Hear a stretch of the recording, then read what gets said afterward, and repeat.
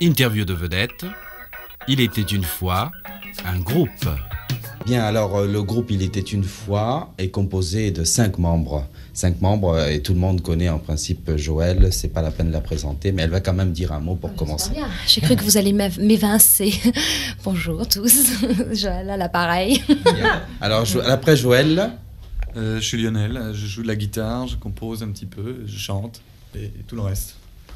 Loulou, je joue du piano, je fais les comptes et je fais de la moto. Moi c'est Richard, je suis batteur, chanteur et je compose aussi un petit peu. Et il manque Il manque Serge qui est le guitariste, l'auteur et puis également en quelque sorte notre père spirituel à tous. Mais enfin pour l'instant il n'est pas bien. Je crois qu'ils sont pas d'accord. C'est surtout mon ami à moi, pour ça que j'ai dit ça. Mais Le groupe Il était une fois, son histoire pourrait commencer par un conte. Il était une fois. Oui, il était une fois. Et Un conte de fées. un conte de fées, me dit Lionel. C'est Lionel, hein? Ouais, Je ne me trompe pas dans les prénoms. Il était une fois a commencé quand? Ça a commencé il y a 7 ans de ça. C'est déjà vieux, hein? Ça a commencé en 71. Et notre premier disque est sorti en 72. Ça s'appelait Rien qu'un ciel. À partir de ce moment-là, je crois qu'on n'a pas vu le temps passer jusqu'à maintenant, enfin, où on se réveille un petit peu au bout de 7 ans. Parce que, bon, comme dans les couples, vous savez, il y a des années critiques qu'il faut passer, etc. Et il y a les 3, et puis 5 et 7, et 7 notamment. Et bon, un groupe, c'est comme un couple, c'est exactement la même chose. Donc on arrive au bout de 7 ans où il y a une remise en question de soi-même, je pense. Mais alors, est-ce qu'on peut vraiment commencer à raconter l'histoire de ce groupe en disant il était une fois, 4 garçons ont rencontré une charmante fille et ont décidé de créer un groupe? Est-ce qu'on peut dire ça comme ça? Ils ont eu beaucoup d'enfants. Est-ce qu'ils ont été heureux pendant tout ce temps passé ensemble? Ça, Richard ou Oui, non, on a été très heureux. Puis on n'en est pas encore à faire des bilans parce qu'on espère bien qu'on vivra heureux comme dans les contes et qu'on fera encore beaucoup d'enfants. Mais enfin, 4 garçons, une fille, c'est toujours un peu compliqué parce que évidemment, Joëlle, c'est une fille. Mais quand on a commencé le groupe, on n'avait pas encore beaucoup de moyens, on portait le matériel. Et Joëlle avait une tâche bien précise, elle montait la sono. Avec des gros gants, et elle conduisait pas le camion parce que on pouvait conduire le camion, mais s'il avait fallu le faire, elle l'aurait fait. Donc c'était pas plus une fille que nous, je veux dire. Ce qu'il est en train d'essayer d'expliquer, je crois que c'est que bon, on est bien intégrés les uns aux autres et que depuis 7 ans, évidemment, on se connaît tellement bien et que, je veux dire, si il n'y a pas de ségrégation entre filles et garçons. Voilà, et je suis la seule fille, mais en fait, je suis un garçon comme eux ou ils sont une fille comme moi. Je sais pas. À vous de choisir. Non, elle est plus un garçon comme nous que nous des filles comme elle. Je veux dire. Mais alors, il y a quand même eu un départ. Comment ça s'est passé? Qui c'est qui était à l'origine de cette idée de créer ce groupe? Eh bien, c'est-à-dire que Serge et moi, nous accompagnions il y a 8 ans, 9 ans, Paul Naref. Et Paul Naref est tombé malade, etc. Et pour subsister, nous avions déjà connu Joëlle à Saint-Tropez, la dernière année où on l'accompagnait à Michel. Et pour subsister, on a fait les petits métiers, on a fait du théâtre, on a fait des choses, des boîtes diverses à Paris. Et on connaissait Lionel depuis très longtemps, c'était un copain d'enfance si vous voulez. Et lui, il voulait refaire de la musique. Il travaillait avec son père à l'époque et il mourait d'envie de rejouer de la guitare. Et l'idée nous est venue un jour de remonter un groupe. On a dit tiens, pourquoi pas, en fin de compte. Mais celui-ci, si on le fait, il faut que ça marche à tout prix. On va vraiment s'y consacrer à fond. Et par la suite, un petit peu après, on a rencontré Loulou, qu'on connaissait un petit peu, mais Lionel le connaissait beaucoup mieux. Et puis c'est parti de là, tout simplement. C'est l'histoire de copains, quoi, tout bêtement. En fait, Joëlle, En fait, tout le monde a décidé. Je veux dire, on était 4. Enfin, il y avait donc Richard, Lionel, Serge et moi. Et puis on s'est dit, tiens, pourquoi pas? Parce qu'on se réunissait à la maison. Lionel, il venait, on jouait de la guitare à 3, puis on chantait, enfin, à 4 voix et tout. Puis on disait, tiens, ça sonne bien et tout. Pourquoi est-ce qu'on n'essayerait pas? Puis comme on avait tous envie de refaire de la musique, parce que donc on avait arrêté, comme disait Richard, un petit moment, c'est venu tout seul. Puis on a eu la chance aussi que Marie, qui est notre amie, notre copine, qui nous a prêté un petit peu d'argent pour démarrer le truc. Elle nous a prêté exactement 10 000 francs, ce qui à l'époque était une fortune. Ça nous a permis d'acheter des amplis, même un camion. Alors donc, on a démarré comme ça.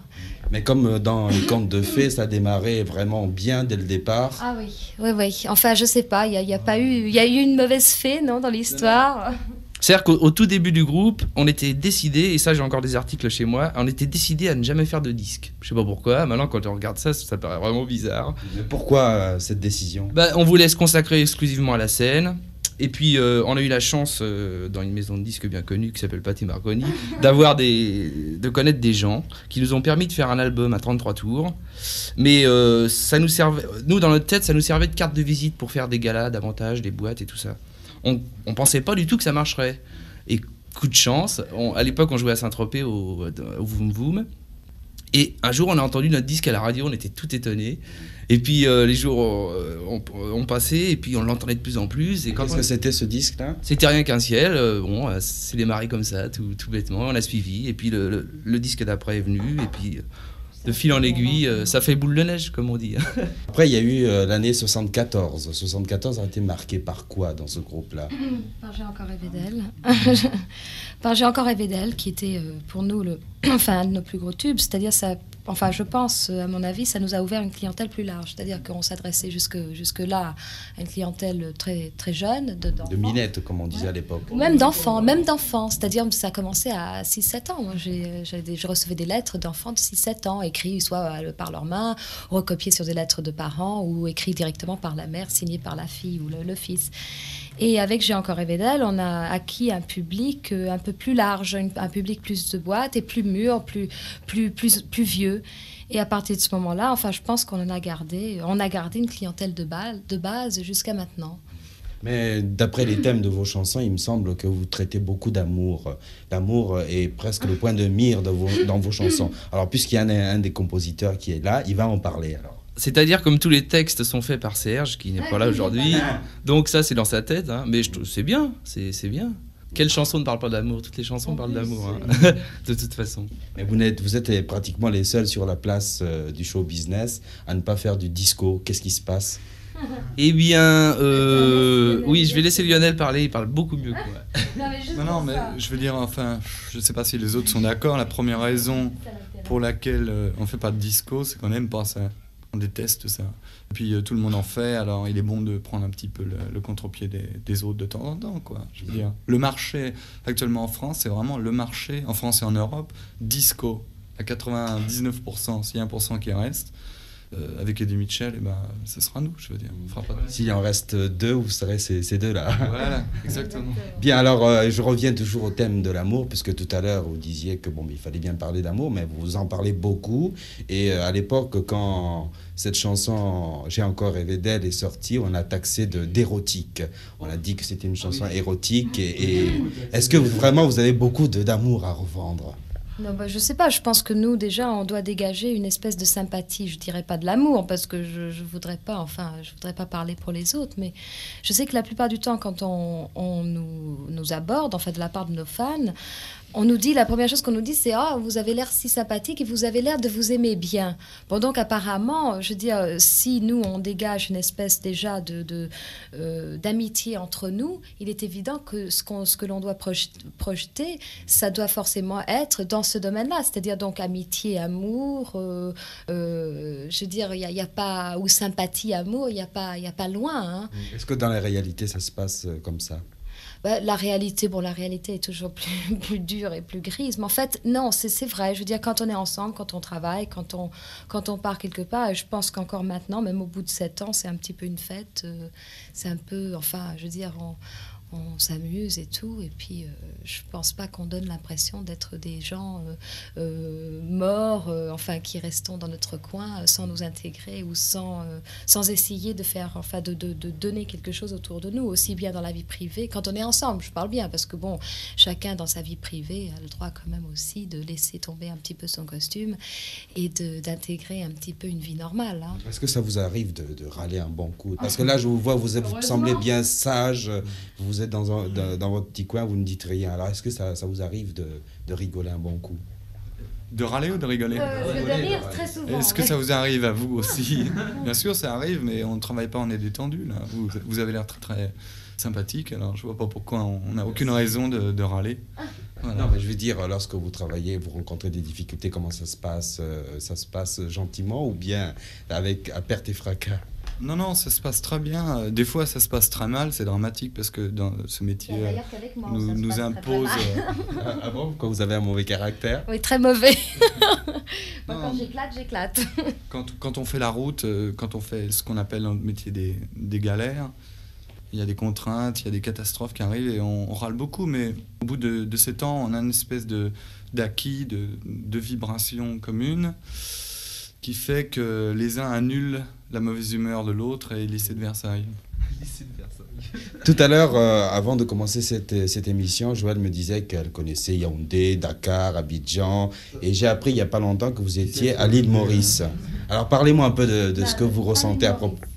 Vous n'étiez pas à l'île Maurice? Si, on y était mais en vacances, mais je tiens à dire qu'on n'a fait que des spectacles à l'île de la Réunion, parce que pour la bonne et simple raison que l'île de la Réunion est sous subvention française et que de toute façon, dans notre contrat, on n'avait pas le droit de faire autre île de l'océan Indien en dehors de la Réunion. Alors ça, c'est encore un autre problème. Je mets le doigt dessus parce que je trouve que c'est un peu injuste et en même temps, bon, c'est compréhensible, mais c'est un petit peu injuste. Et à l'île Maurice, justement, on nous avait demandé pourquoi vous venez pas, etc. Bon, les choses sont comme ça. Bon, moi, j'aimerais bien que ça soit différent et justement, c'est un peu lancer un appel, justement, enfin, comme je vous disais, donc sur l'Afrique, comme avant, il y avait beaucoup de galas qui étaient faits sur le territoire africain, enfin, surtout des pays francophones.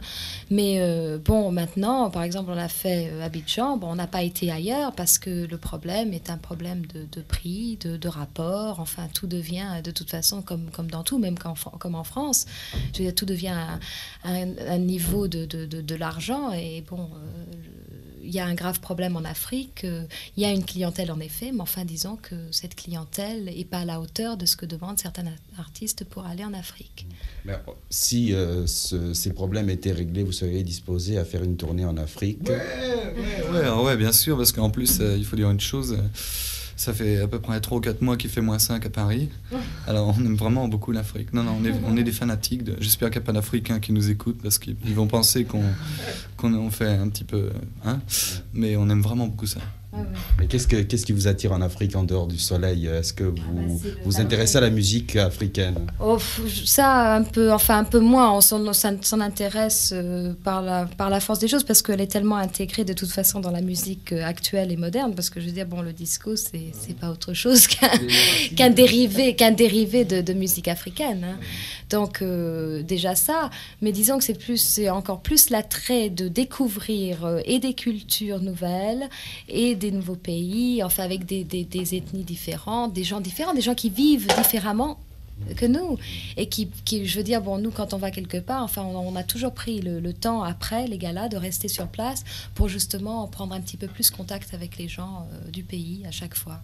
Et en fait, je crois que c'est ça qui nous intéresse beaucoup plus. Enfin, c'est l'attrait principal, quoi. Bien, alors nous allons peut-être passer aux chansons très rapidement. Un dernier succès qui vient de sortir, Pomme, avant de parler peut-être du dernier 45 tours, qui vient juste de sortir à l'instant. Et je m'adresse à un des compositeurs du groupe pour parler de cette chanson. Eh bien, il faut s'adresser plutôt à Lionel, puisque c'est lui qui a fait la musique. Ah, vous parlez de Pomme. Pomme, eh bien, qu'est-ce que je vous dise? Pourquoi Pomme, ce titre? Bah ça, c'est toujours pareil, c'est une idée de Serge, Pomme, je ne sais pas. C'est parce que, comme j'ai l'habitude de faire des maquettes chez moi, si vous avez des épreuves hein, chez moi, je mets des textes bidons en franglais, et il y avait cette consonance, Pomme ou Rome ou je sais pas quoi, et à l'entendre, il a eu l'idée de dire Pomme. Je sais pas pourquoi, mais ça sonne bien en tout cas. Et en tout cas, le groupe Il était une fois continue d'exister et avec force. Et le dernier 45 tours, vous en êtes l'auteur? Oui, je sais pas si je suis à la hauteur, mais j'en suis l'auteur, oui. Ça s'appelle Mescalino. Mais nous allons peut-être nous quitter avec ce morceau, mais je voudrais, avant de nous quitter, connaître vos projets. Quels sont vos projets à courte ou longue échéance? Eh ben justement, pour l'instant, nos projets sont se limitent relativement à ce disque, à Mescalino, et puis également, bon, à des tournées, enfin des galas, des choses comme ça. Mais on a un disque qui est sorti en Italie, on a un disque qui est sorti en Allemagne. Enfin, on essaye un petit peu l'expansion vers justement l'étranger. Alors, on ne sait jamais, on sera peut-être bientôt dans vos territoires.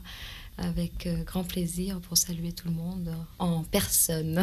Bien, merci beaucoup et souhaitons beaucoup d'enfants au groupe Il était une fois. Au revoir. Au revoir. Au revoir.